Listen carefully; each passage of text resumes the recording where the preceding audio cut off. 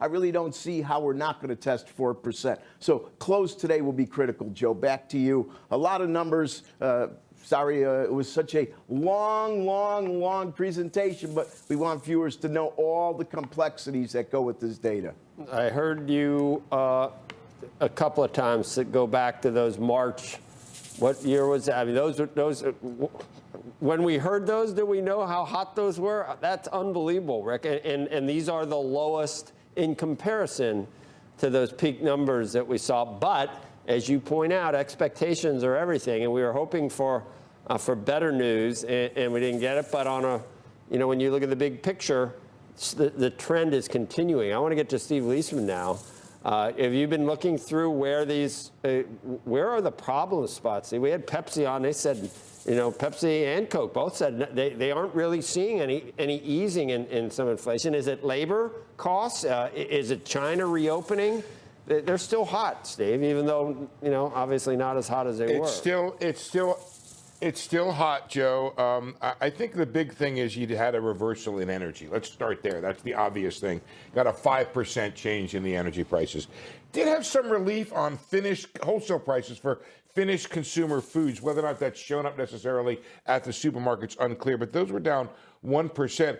And if you do squint a little bit, you got to squint, but you do see some pipeline pressure easing. For example, unprocessed goods were down 5%, intermediate demand, goods for intermediate demand. These are well before they get to the consumer level. They were down 1.5%. But generally, Rick, he sliced and diced this number 7 ways to Sunday or 6 ways to Sunday, and it's a pretty hot number. I think you just got to understand that what the Fed has been trying to tell folks is that it's not a straight line from here until low inflation. There's a lot of bumps along the way. It's going to be up. It's going to be down.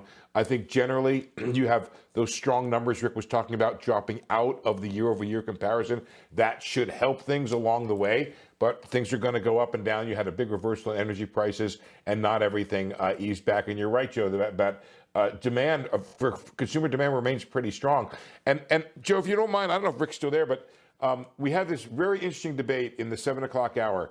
Is the stock market incorporating this new outlook for a more hawkish Fed, the possibility that the Fed could indeed be hiking through June, may have a higher rate now than the market previously forecast?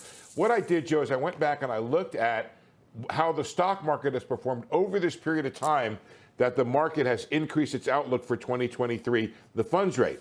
Over that period of time, using January 18th as the high water mark, the Fed funds outlook for 2023 is up by, call it 70 basis points. S&P's up by 6% over that period of time. So I don't know. Maybe it would have been a lot higher if not for that funds rate, or maybe I think you were suggesting, Joe. Right. Maybe the market's ignoring it. Right.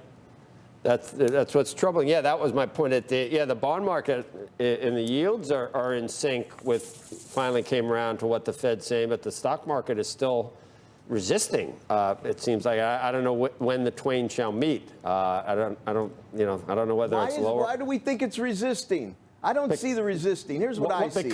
I don't see markets ever forecasting. Markets don't forecast. Markets price, and they price in the here and now. The price of anything you see on your screens is as good as right now. I understand. And when you're in the pits, it's as good as your breath. But then we never. If it was always perfect.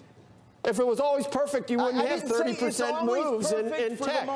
If tech was priced perfect for the moment. You can't just always say, yeah, I know for the moment, but it could be 30% wrong from where we are 3 months from now. And that's what we need to do. Right, I mean, it's not even useful.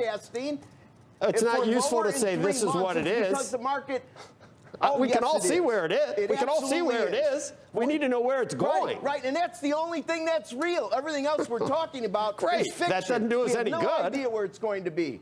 Right, but the market it'd be nice to have an idea. If it's either going up 10,000 or down 10,000, it would be nice to know, not just to always say. Those are all guesses. We never know until we're here and now. How much am I enjoying this? Nobody knows.